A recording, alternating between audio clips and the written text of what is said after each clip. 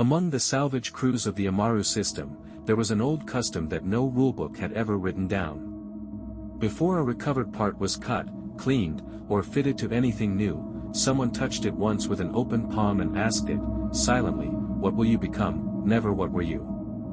It was considered bad luck to ask the second question. Most workers had forgotten why. 17 years had passed since the last reactor cooled on the Valakita front. The war had ended the way most wars end, not with a single day remembered, but with a long, gray unwinding that left behind more wreckage than meaning. On the edge of the Amaru system, that wreckage still floated, undisturbed, in a graveyard orbit the miners called the Valley of Shadows, a slow tide of broken hulls turning against an orange horizon, waiting for someone to decide what they were still good for. It was here that the Amaru Productive Games chose to hold its scrapyard trial that year, and it was here that Kael arrived with a crew that looked, next to the polished teams from the core worlds, like something the era had already left behind. She was 60. 40 of those years had been spent keeping air generators running in lightless tunnels on a mining moon most people could not name. She did not covet the diagnostic drones or the synchronized plasma cutters the favored teams unloaded on the first day. She had never had the luxury of caring how a repair looked. Where she came from, elegance was something you could not eat.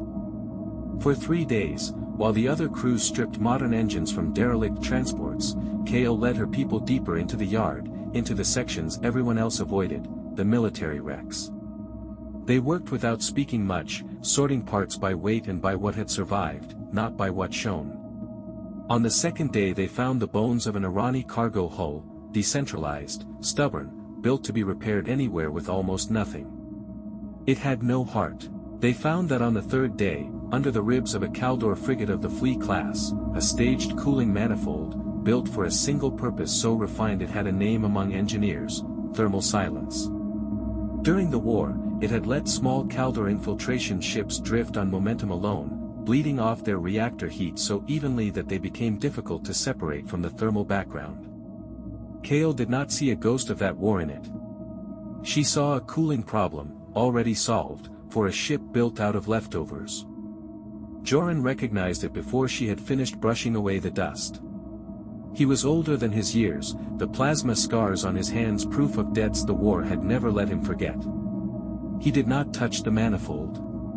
He only looked at it the way a man looks at a name he had hoped never to hear again.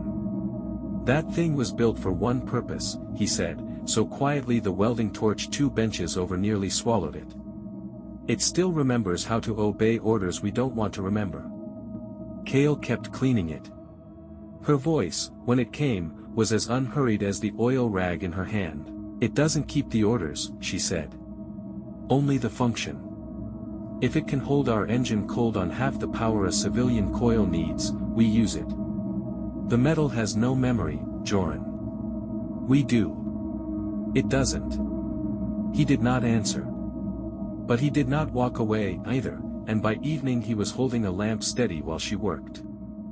Fitting Kaldor precision to Arani improvisation was less an engineering task than an argument conducted in metal. The manifold had been built to tolerances measured in fractions of a hair, the hull around it had been built to survive being wrong. In the end they solved it the way people from the mining moons solved most things, with parts never meant for the job. Pressure valves salvaged from Amaru irrigation equipment became the joints between coolant lines and drive, welded on by hands that had done this kind of marriage before, under worse deadlines. They did not build the ship to never fail. They built it so that any failure could be found, shut off, and mended without asking anyone's permission. Every line was reachable. Every module could be bridged by hand. While the other crews sealed their engines under smooth composite shells, Kael's people left theirs open to the light, an asymmetric knot of salvaged warplating that made no apology for its face. They called it, without much ceremony, the patchwork. On the 6th night, the yard fell silent for the first ignition. If the Flea-class manifold rejected the coolant pressure of a farm pump, the whole system would come apart in seconds, and everyone in the cabin knew it without saying so. Kael ran the sequence. The engine did not roar.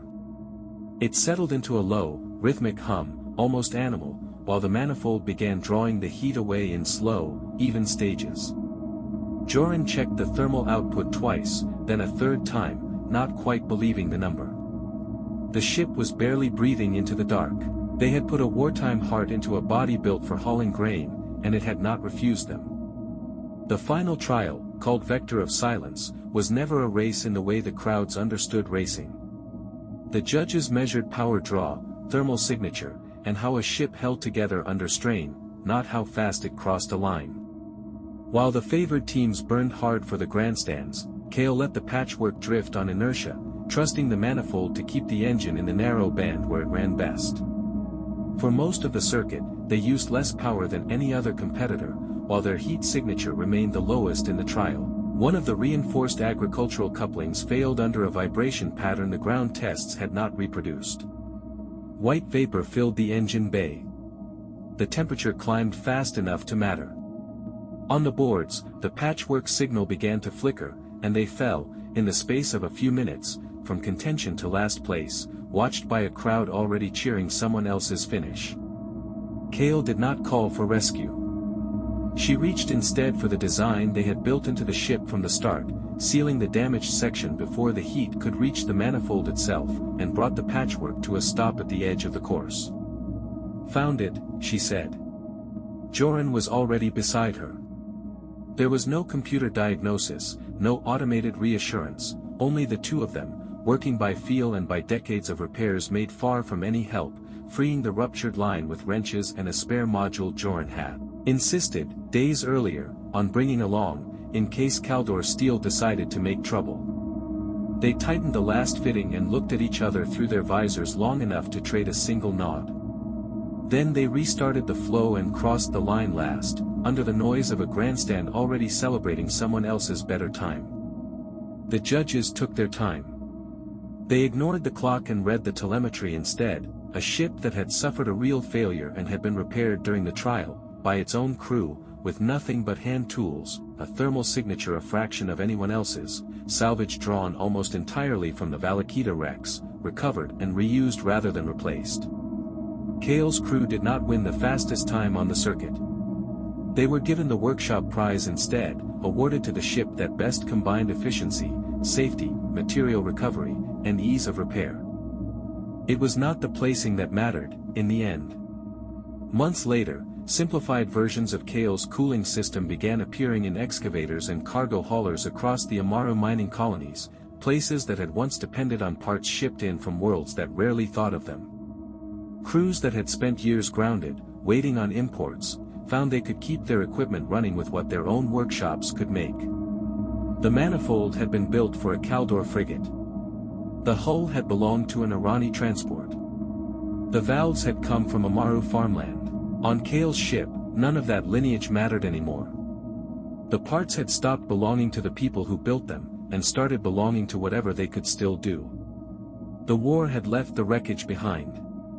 It was the work that decided what any of it was worth.